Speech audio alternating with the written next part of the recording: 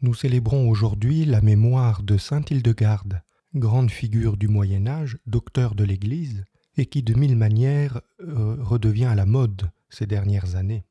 C'est une sainte extraordinaire, dotée de dons peu communs. Ses visions l'ont rendue célèbre au-delà de son siècle. Mais aujourd'hui, on la voit comme quelqu'un qui est capable de nous réapprendre l'harmonie avec la nature, quelqu'un par qui on peut trouver de nouveaux chemins pour la guérison, de nouvelles méthodes, de nouveaux remèdes pour guérir, pour retrouver la santé. Et c'est sans doute là la difficulté, c'est que ces enseignements intéressent au-delà de l'Église et dans des cercles parfois peu recommandables ou ésotériques, et qu'on entend beaucoup de chrétiens, y compris des praticiens, qui présentent l'enseignement de saint Hildegarde comme une méthode de bien-être. C'est oublier que Hildegarde vise en premier et avant tout la sainteté.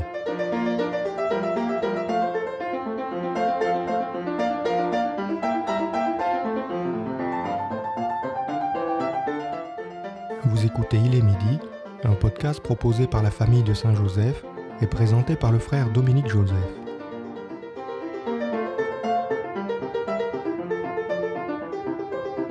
Sainte Hildegarde était une mère abbesse, elle s'occupait de ses sœurs, une cinquantaine et puis 80, et elle avait le souci évidemment de leur santé physique, mais ce qu'elle visait avant tout, c'était leur sainteté. Et donc si l'on doit s'intéresser aux méthodes et aux thérapies qui viennent des enseignements de sainte Hildegarde, c'est nécessairement dans cette perspective-là. Beaucoup d'auteurs spécialisés la présentent comme une voie innovante pour comprendre l'origine des maladies auto-agressives que nous subissons.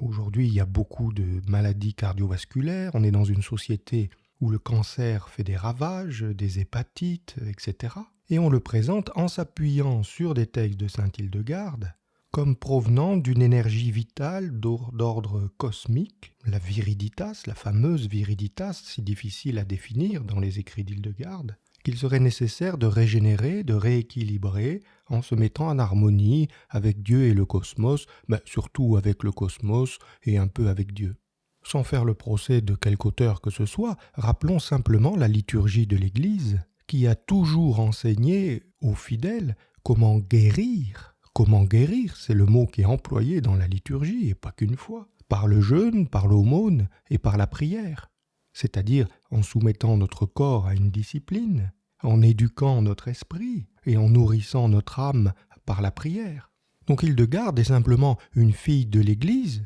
dotée de talents extraordinaires et d'un enseignement unique, mais une fille de l'Église qui considère que l'homme, corps, âme et esprit, est une unité et que c'est cette unité-là qu'il faut traiter dans son ensemble pour conduire non pas au bien-être, non pas à l'épanouissement et à la joie de se sentir bien dans son corps, si c'est le cas, tant mieux, mais pour conduire à la docilité à l'Esprit Saint, en une humanité réconciliée avec Dieu, capable d'accomplir sa volonté et de se laisser transfigurer. Et donc je crois qu'une des premières choses à retenir sur l'enseignement d'Hildegarde, c'est la primauté de la vie spirituelle. Le corps se dérègle, se fragilise, est la proie des maladies, non pas bien sûr en punition d'un dérèglement d'un comportement moral, mais parce que d'abord notre âme est malade, c'est-à-dire elle n'est pas en pleine communion avec Dieu. Il y a un lien entre la maladie et le péché, dont le premier enseignement est de nous dire que la vie spirituelle est bien plus importante,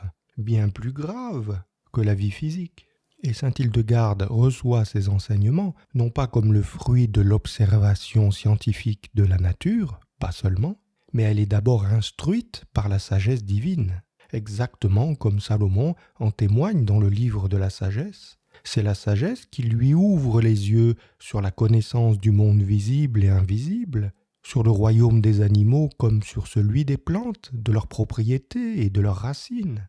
Aussi me semble-t-il, la grâce à demander en ce jour à saint Hildegarde est un intérêt renouvelé pour la sagesse de Dieu, la sagesse que Dieu donne et qui ouvre nos yeux à la réalité, à l'objectivité de notre situation d'enfant de Dieu, de notre position vis-à-vis de Dieu en tant qu'homme, c'est-à-dire de roi de la création et de créature du Tout-Puissant appelé à la vie filiale. Demandons-lui que la lumière intérieure qui toute sa vie l'a éclairé, l'a guidé, l'a enseigné, nous révèle à quel point nous sommes en urgence de retrouver la pleine communion avec Dieu, pour retrouver la joie d'être les intendants de la création et le bonheur incomparable de pouvoir nous tourner vers notre Dieu en l'appelant notre Père.